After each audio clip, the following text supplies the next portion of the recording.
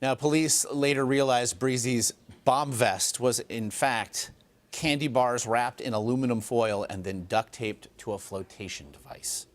And our Jeff Pegues is outside that television station in Baltimore now and joins us. Jeff, truly a bizarre story. What have we now learned then about Alex Breezy? Well, what we've learned overnight is that he is a troubled young man. That is what his family is saying, and clearly his actions here spell that out. That, according to the police officers that I've talked to, the police commissioner, and some of the investigators here, and they're still digging into his background. The ATF was at the family home last night. They're trying to gather as much information as possible, but what they have right now paints a picture of a troubled young man who was trying to get people to notice. And again, we are just showing some of the video of Breezy as he left the station, of course, followed by several officers who would go on to shoot him several times. What do we know about those moments and why they made the decision to fire?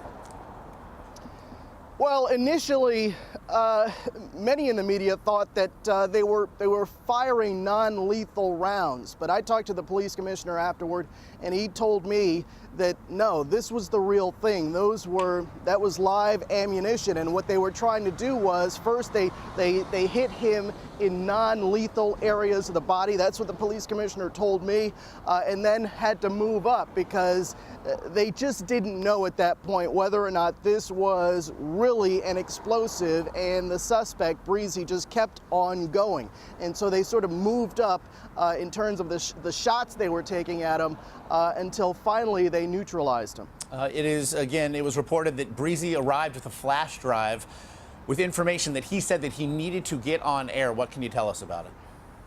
Well, according to people who say that they've seen the contents of that flash drive, it contains some sort of video with a rant about space and government. Now, what all of that means, it's still unclear. As I said, they're still digging into his background. And again, as they dig into the background, what is security like out there today? Well, security is certainly not what it was here yesterday. Yesterday, this area was sealed off. Now you can walk to the front door of WBFF. They're trying to get back to normal here after a very tense day yesterday. Certainly understandable. Jeff Pegues in Baltimore, thanks.